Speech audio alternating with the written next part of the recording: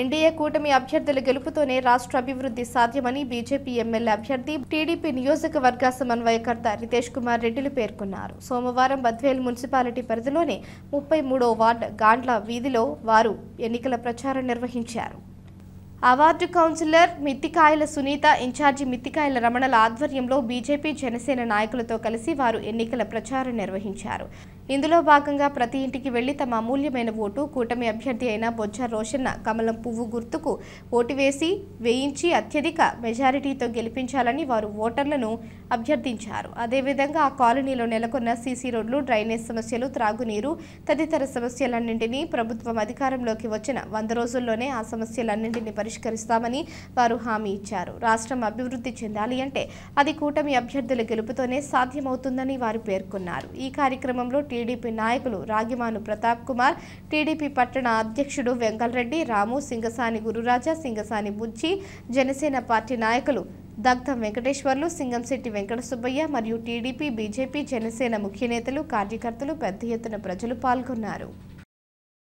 అందరికీ నమస్కారం. ఈరోజు 33వ బద్వేలు గుప్తనగర్లో 33వ వార్డులో మా క్యాన్వాస్ జరుగుతుంది. ఈరోజు ఇప్పుడు ప్రజెంట్ జరుగుతుంది. మా క్యాన్వాస్లో ప్రజల సమస్యలు వాళ్ళు మా దృష్టికి తీసుకోవడం జరుగుతుంది. అన్ని ప్రజా సమస్యలు ఏవైతే మేము గుర్తించామో ప్రతి ఇంటికి, ప్రతి వ్యక్తి దగ్గరికి వెళ్ళి మేము వెళ్ళినప్పుడు వాళ్ళ స్పందనతో పాటు వాళ్ళ సమస్యలు కూడా చెప్తున్నాం.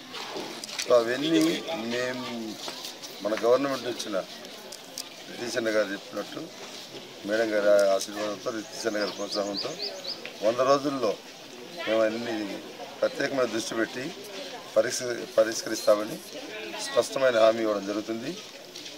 ప్లస్ ఇక్కడున్న రోడ్డు సమస్యలు కానీ, కొలాయి, కరెంటు, డ్రైనేజీ, శ్మశానం, వాటెవర్ ఏ సమస్యలు అయితే ఉన్నాయో అవన్నీ మేము మా గవర్నమెంట్ ఇచ్చిన 100 రోజుల్లో ఎటువంటి ప్రాబ్లం అయినా సాల్వ్ చేసి ప్రజల కోసం, ప్రజల అవసరార్థం, ప్రజలు క్షేమంగా, సంతోషంగా, సుఖ సంతోషాలతో ఉండాలనే ఉద్దేశంతో ఖచ్చితంగా మేము ఫస్ట్ ప్రయారిటీ ఇక్కడ లోకల్ సమస్యలు, రోడ్లు చాలా ఉన్నాయి, లైట్లు లేవు, డ్రైనేజ్ చాలా ఇబ్బంది చూశాను. నేను ఒక ఇంజనీర్గా నేను ప్రజలకు వాళ్ళకి ఇవ్వాల్సిన మౌలిక వసతులన్నీ కల్పిస్తామని వాళ్ళందరికీ ఇక్కడ ప్రజలందరికీ ప్రెస్ సమ్ముఖంగా స్పష్టమైన హామీ ఇస్తున్నాం.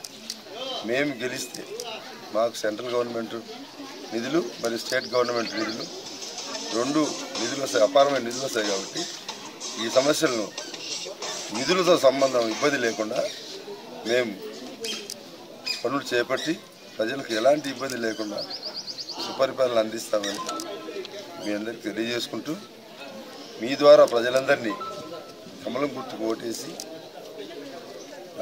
నన్ను గెలిపించాలని, గెలిపిస్తే నేను మీకు అండగా తోడుగా ఉండండి, ఆప్తునిగా ఉంటా, ఎప్పుడు పలికినా మీకు అందుబాటులో ఉండి మీ సమస్యలని పరిష్కరిస్తారని స్పష్టమైన హామీ ఇస్తూ మరొకసారి మీ అందరూ నాకు కమలం గుర్తుకు ఓటేసి అత్యధిక మెజారిటీతో గెలిపిస్తారని శిరస్సు వంచి నమస్కరిస్తూ